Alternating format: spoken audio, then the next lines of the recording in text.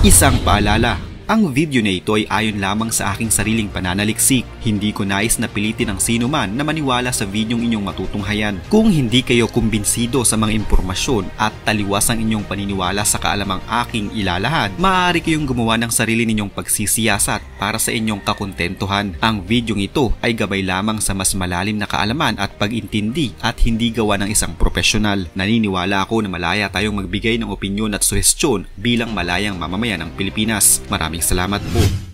Maaari may mga magsasabi na ang tampok sa topic sa video natin ngayon ay luma na. Dahil sa totoo lang, ang naging insidenteng ito sa pagitan ng China Coast Guard at ng Philippine Coast Guard ay nangyari 3 buwan nang nakakaraan. Subalit dahil sa magaling magtago ang China at hindi nila ipinapahalata na naagrabyado sila, hindi malalaman ng taong bayan ang totoong sinapit pala ng kanilang ipinagmamalaking barko. Lingid sa kaalaman ng marami nang mangyari pala ang insidente, hindi na lamang Philippine Coast Guard ang naagrabyado kundi maging ang kanila ding pinagmamalaking sasakyang pangdagat. Magaling lamang silang magtago ng kahihiyan kaya ang lumalabas sa publiko ay ang Pilipinas lamang ang nagmumukhang kawawa at talunan. Halina't alamin natin kung ano ba talaga ang tunay na nangyari noong mga panahong iyon sa side naman ng China. Marahil may tuturing ang hukbong pangdagat ng China bilang isa sa mga pinakamalaki sa buong mundo. Ito naman talaga ang nais na ipamukha sa atin ng gobyerno ni Xi Jinping, lalo at ayaw din niyang napag-iiwanan ng kanyang puwersa. Subalit sabi nga sa mga kasabihan, hindi nasusukat ang lakas ng isang grupo sa dami ng kanilang armas, kundi ang katotohanang lahat ba ng mga armas nilang ito ay may silbi at totoong may kapasidad na makipagtagisan o baka naman pang display lamang para masabi lang na malakas sila. Yan ngayon ang tila nangyari sa China. Madalas ay pinagyayabang nila ang kanilang mga bagong armas, mga bago at mas modernong sasakyang pangdagat. Subalit sa totoo lang ay hindi naman pala ganon katitibay at kalalakas ang mga ito. Ang misyon ng China sa nangyaring insidente 3 buwan nang nakakalipas ay upang pigilan ang resupply vessel ng Pilipinas na makapaghatid ng supply sa BRP Sierra Madre sa Ayungin Shoal. Noong nakaraang Marso lamang sa isang nakakabahalang insidente, ang isang Philippine Coast Guard at isang Chinese Coast Guard ay nagbanggaan sa West Philippine Sea. At ang insidente na ito ay hindi isang aksidente kundi sinadya talaga ng barko ng China na banggain ang ating barko. Nangyari ito nang ang dalawang Chinese Coast Guard vessels ay inatake ang isang bangkang sibilyan ng Pilipinas na isa palang resupply boat na maghahatid sana ng supply para sa ating mga tauhan na nakahimpil sa BRP Sierra Madre. Ang naturang bangka ay nagngangalang Unay sa May 4. Binomba ng tubig ang naturang civilian boat ng dalawang barko ng Chinese Coast Guard habang ito ay nasa ruta para maghatid ng supply sa Ayungin Shoal. Dahil sa ginawang ito ng China, ang salaming bintana ng Unay sa May 4 ay nabasag na nagdulot ng bahagyang pinsala din sa 4 na Filipino Navy na lula ng bangka. Dahil sa tinamong pinsala ng Unay sa May 4, mabilis itong dumaong sa pinakamalapit na isla sa Palawan. Ang mga hindi pinangalanang tripulanteng Pinoy ay kaagad namang nalapatan ng lunas ng mga tripulanteng sakay ng BRP Sindangan ng Philippine Coast Guard. Kasunod nito ay isa na namang mapangahas na aksyon ang ginawa ng China na kung saan ang kanilang Chinese vessels 21555 ay nagsagawa ng napakadelikadong manewra laban naman sa BRP Sindangan ng Pilipinas. Ito ay isa sa mga Philippine Coast Guard na nakabantay sa resupply boat ng Unay sa May 4. Ang delikadong manewra ng CCG sa kanilang barko laban sa ating barko ay nagdulot ng malaking pinsala sa BRP Sindangan. Sa mga balitang lumabas ay Pilipinas ang naging sentro ng usapin pagdating sa lala ng naging pinsala ng ating barko sa hinang pambabangga ng barko ng China. Lingid sa kaalaman ng marami, nagawa palang mabutas ng Philippine Coast Guard ang China Coast Guard Vessel 4103 na bumangga sa Unay sa May 4. Dahil dito, naging malaking katanungan ngayon ang totoong lakas ng China Coast Guard at kung karapat-dapat nga ba silang katakutan ng ibang mga bansa. Hindi lang isa, hindi lang dalawa, kundi 3 butas ang nagawa ng ating Coast Guard sa barko ng China Coast Guard. Hindi man ganun kalaki ang naging pinsala natin sa kanilang barko, marami ngayon ang nagtatanong kung matibay nga ba ang yari ng barko ng China na ipinagmamalaki nila sa buong mundo. Ang Chinese Coast Guard frigate na 4103 ay dating 056 type missile frigate na pag-aari ng Chinese Navy. Meron itong full load displacement na 1,440 tons at habang nasa 88.9 meters, habang nasa 11.14 meters naman ang lapad. Mula noong taong 2013 hanggang 2016, umabot na sa 22 barkong kagaya nito ang ginawa ng China. Subalit noong taong 2021 na i-convert nila ang mga ito bilang kanilang mga patrol vessels para sa kanilang Chinese Coast Guard. Ang 4103 ay kinomisyon noong taong 2014 at makikita sa video na ito kung gaano kalaki ang agwat ng 4103 sa barko ng Philippine Coast Guard. Subalit nagawang butasan ito ng ating mga tauhan. Ang ating barko kung tutuusin ay hindi naman ganon kamoderno. Kadalasan pa nga sa mga ito ay binigay lamang sa atin tsaka lamang natin inayos. Subalit nagawa pa rin nating butasan ng sinasabing mala iron shell ng Chinese vessel.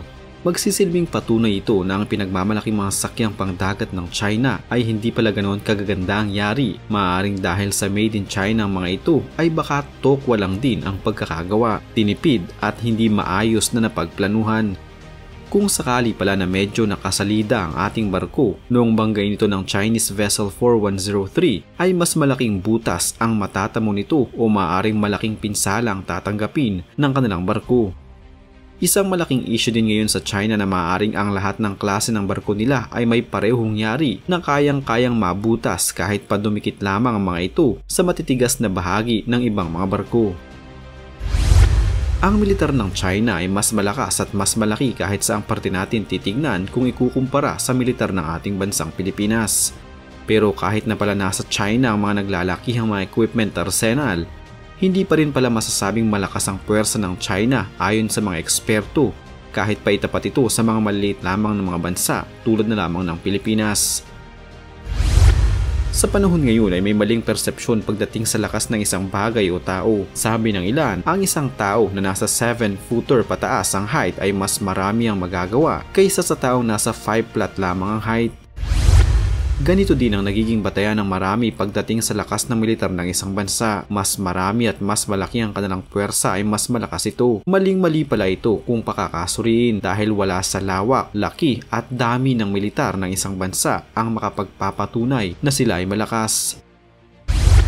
Halimbawa, sa tingin ba ninyo ay mananalo ang 100 sundalo na may dalang batuta lamang laban sa 10 sundalo na may dalang granada at baril? Malamang ay oo, pero sa mga pelikula lamang ito nangyayari dahil sa totoong buhay, walang superhero at walang tao sa mundo na kasing bilis ni Flash, kasing lakas ni Incredible Hulk at kasing tibay ni Iron Man. Hindi mo din maaaring maging kakampi si Captain America at Captain Marvel sa totoong buhay.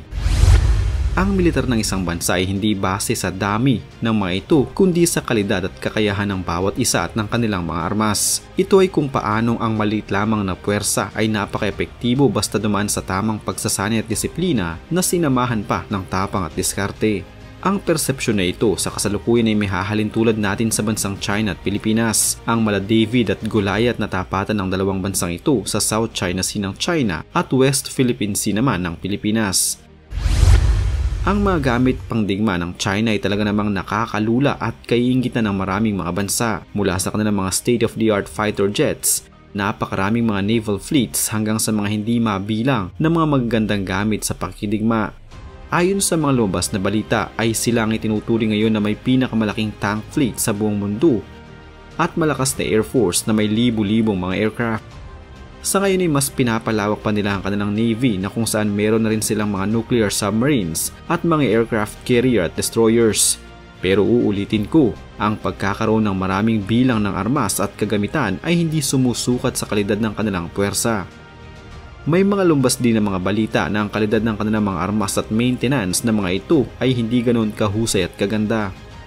Isa pa, ang ginagawang expansion at modernization ng puwersang militar ng China ngayon ay may kaakibat na mga tanong. Naging maayos ba ang mga tauhan nito at dumaan sa tamang pagsasanay? Handa bang mga ito kung sakaling sumabak sila sa biglaang labanan? Kaya ba nilang gamitin ang mga ipinagmamalaki nilang mga kagamitan? Kaya totoo na hindi sa dami ng armas at tauhan maaaring pagbasehan upang sabihin na malakas ang puwersa ng isang bansa, kundi ang kalidad ng kanilang mga kagamitan, tamang pagsasanay sa kanilang tauhan, karanasan sa pakikipaglaban at diskarteng pangmalupitan. Sa kabilang banday naroon naman ang ating bansa. Maliit lamang kaya naman hindi na din nakapagtataka na maliit lamang ang ating puwersang militar. Pero ayon sa isang kasabihan, small but terrible. Hindi na susukat sa liit ng isang bansa at ng kanilang puwersang militar ang kakayahan nito upang magtagumpay. Ang militar ng Pilipinas na hindi man kasing laki ng militar ng China ay kilala pagdating sa pagkakaroon ng magagandang kagamitan. Mga sundalong dumaan sa maayos na pagsasanay at puwersang hinasa na ng karanasan.